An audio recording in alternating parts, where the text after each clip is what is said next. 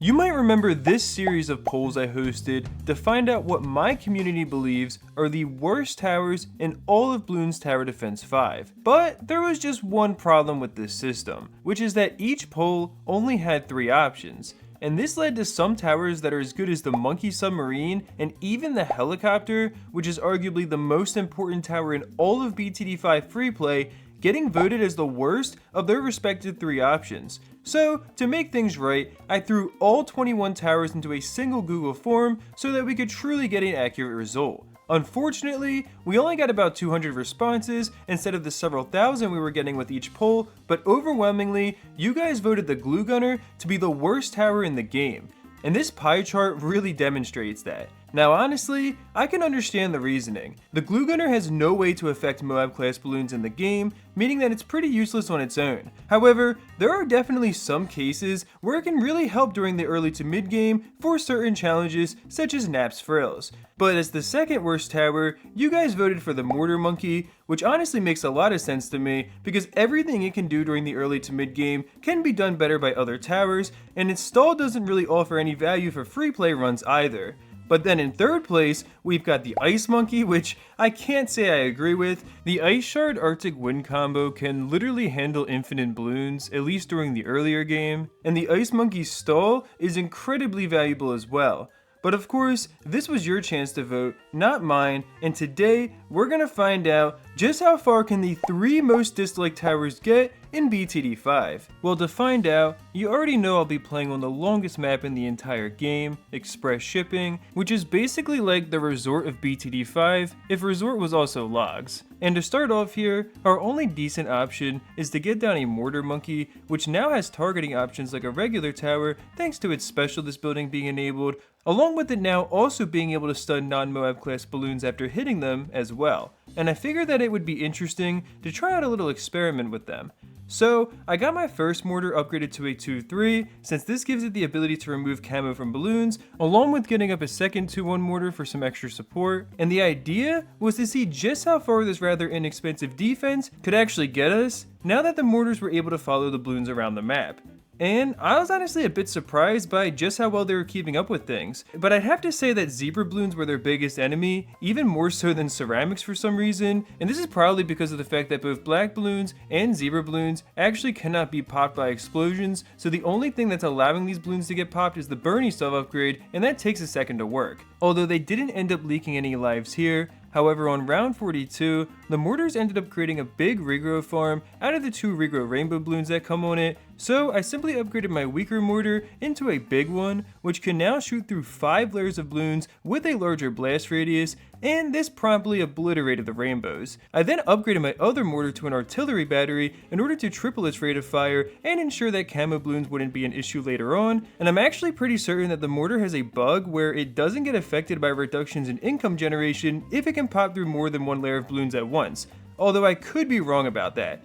But it seemed like we were earning money pretty fast, and I used that to fill the right side of the map with mortars preemptively before I began to get some 2-4 ice monkeys in different corners of the map. The idea here is that for one, they of course have the incredible activated ability that can slow all balloons on your screen by 50%, but beyond that, I'm also hoping that when they go to attack ceramic balloons during free play, their ice shards will also be able to hit the Moab class balloons. This is why I'm specifically putting them in the corners to hopefully maximize their potential range. Now, as we got into true free play, which is everything past round 85, I continued focusing on getting my map filled with mortars, along with upgrading them to 4-2s as well. And by the time we got to round 96 specifically, I was proven right with my theory that the mortar is letting us earn some extra money. Because when I tested how early we could get a max temple in a different video, I first tried doing so without any extra income generation, just like I'm playing right here, and it took until round 96 to afford about $350,000 worth of total defense. Whereas this time around, we already have 400k in defense with another 180,000 saved up to boot. So my idea was to get as many big one mortars as I could in order to maximize both our offensive firepower and the amount of extra money that we could earn, along with making sure to line the extra spaces left behind with 2-4 ice shard monkeys and the occasional 4-2 viral frost. The idea behind including those is that they should be able to slow down ceramic balloons within their range and cause them to get stacked up more underneath the Moab class balloons, hopefully thus allowing for more attacks from the ice shards to hit them. Now, when we got to the end of round 128, I took the time to put the final touches on our defense. So now, it is truly time for us to see what the worst towers in the game can actually do. Well, obviously something's missing, and truth be told, you guys did an extra good job of proving that the glue gunner is useless, at least in this particular context, given that the ice monkey can slow towers, and the mortar can stun them with its specialist building, which really left absolutely nothing for the glue gunner to actually do. And now that we're getting deeper and deeper into free play, it truly has no purpose for us. So, in a not so ironic twist, the glue gunner not only won the vote, but it managed to fail to even be included in the challenge at all. Now eventually, the mortars really started lagging the game as well, which is never a fun thing to see, but I also noticed that even with me now using the Ice Monkey slowdown abilities, our defense was really starting to struggle against all the ZOMGs that the game was throwing our way on round 143. And this is where I had an idea.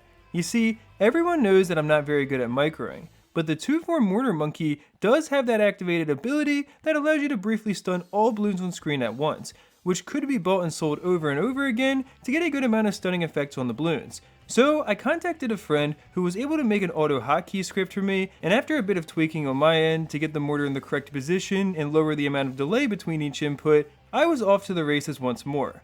But to say this defense was slow would really be the understatement of the year. I kid you not, within the span of 2 entire hours, we managed to go from round 151 up to 177.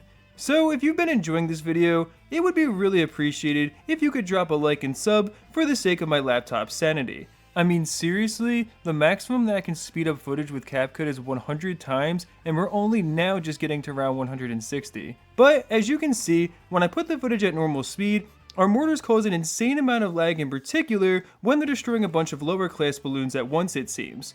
I'm guessing the game has to do some sort of calculations that lag it out here, but at least it isn't the same sort of calculations it must have been doing during our last video when the lightning wizard kept crashing over and over. Now I do have to say, when we got up to round 181, our defense ended up leaking about 100 lives, and I realized this was actually because the Ice Monkey wasn't being activated often enough, so I put a second command for that into my auto hotkey script in the middle of the mortar being upgraded, along with reducing all the delays to make the whole process a bit faster. And honestly, I wasn't sure just how far this would get us, but I could tell that even with these changes in play, the end was still nearing for our defenses overall. In fact, while it took another half hour, they only ended up getting to just round 184, which honestly was a bit disappointing to me. And the funniest thing ever happened when I lost, because I had the mortar perfectly positioned to where the auto hotkey script ended up clicking the X button for me before it started going back and forth between the premium upgrade store and the main overworld menu. This meant that the game was sadly gone, although I'd say that with everything considered, round 184 has to be quite close to the overall limit for this specific defense. And thank you so much to everyone who voted. If you want to contribute to the next poll yourself, it's linked in the description. And with that being said, you might also be interested to know just how far you can get with one of every tower in the game as well.